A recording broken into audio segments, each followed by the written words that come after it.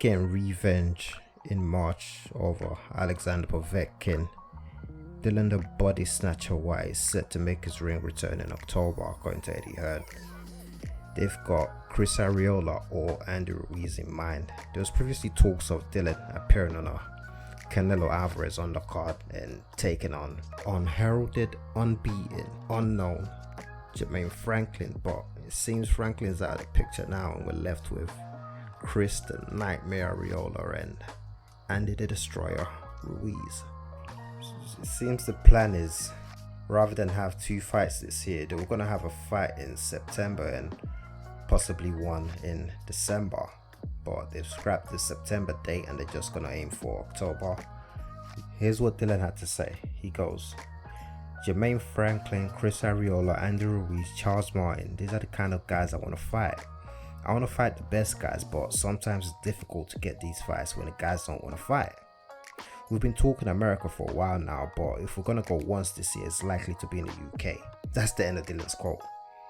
So seeing as they're trying to fight in the UK, right, that definitely rules out Andy Ruiz. Let's just establish that Ruiz ain't flying over here to fight Dillian Whyte. That's not happening. The PBC is not allowing that. That's not going to happen. Eddie Hearn narrowed it down to Arreola and Ruiz, but Dillian is still entertaining Charles Martin, so Charles Martin might still be a player in this. The thing is, we've got Chris Arreola who might be signed to the PBC, but from what we know is loosely connected to the PBC, being that his last fight was with them, right?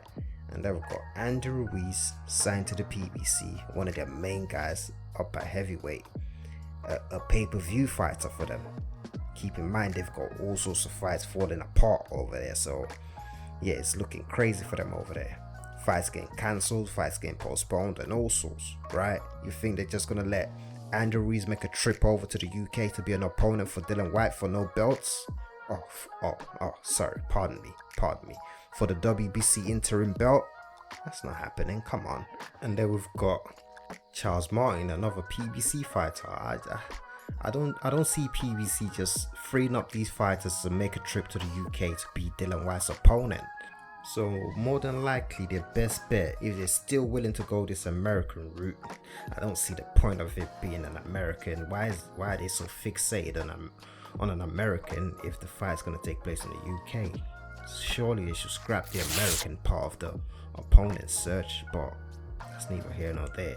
Their best bet out of the names mentioned would be probably Chris Arreola and Jermaine Franklin, because Franklin is not a PBC fighter, is a Salita promotion fighter. He's signed to Dimitri Salita. The problem with that though is those two fights are the warm-up fights. Those were supposed to be the September fights.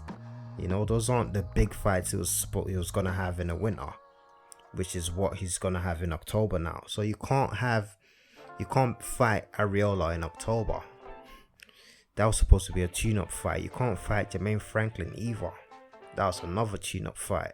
It has to be someone at the level of Ruiz, Charles Martin, etc. That's just me going off what they've said, really. They're free to do whatever they want to do, especially when it comes to Dillian Whyte. My tolerance is extremely high for Dillian Whyte. He can do it absolutely what he wants to, because compared to these other heavyweights, he's actually been putting in the work. So Dillian Whyte's got a lot of credit in the bank for me. I do want to see good fights though, so I reckon don't force this PBC heavyweight fight, don't force this American fight, seeing as you're probably not going to fight in America anyway. So forget the American part of the search, get rid of that and broaden your horizons and come up with a decent fight. Oh my bad, I mean a big fight or a semi-big fight or whatever you want to call it. Just, come up with a good fight, man. Forget the Americans, especially the PBC ones, especially those. Forget those. Well, we're still waiting for some sort of outcome in this Dillian Whyte WBC case though. I haven't really said much on it because I have no clue what's going on. All we've heard is Dillian Whyte has filed some sort of suit against the WBC.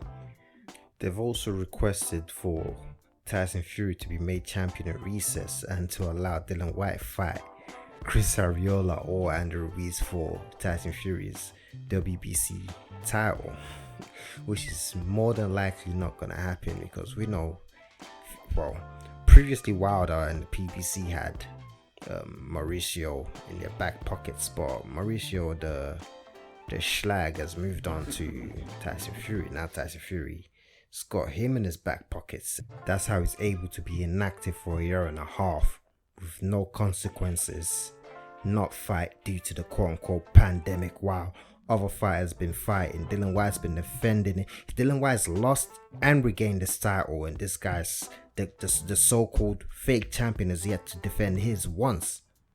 Ridiculous. He should be stripped. You're called a sanctioning body for a reason. A sanctioning body. You're supposed to impose sanctions. You're not supposed to just agree to whatever these fighters, managers, promoters want to do.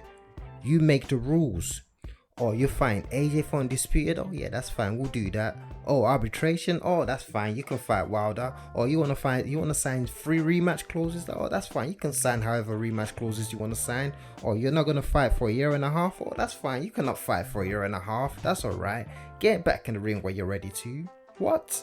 Strip these guys. Do something. You see, with Wilder's tirade and his little rants, he has smoke for everybody.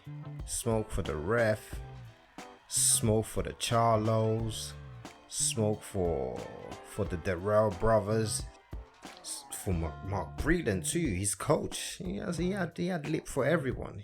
Everybody could get it. But the WBC, he hasn't said nothing about the WBC because he knows they were great to him.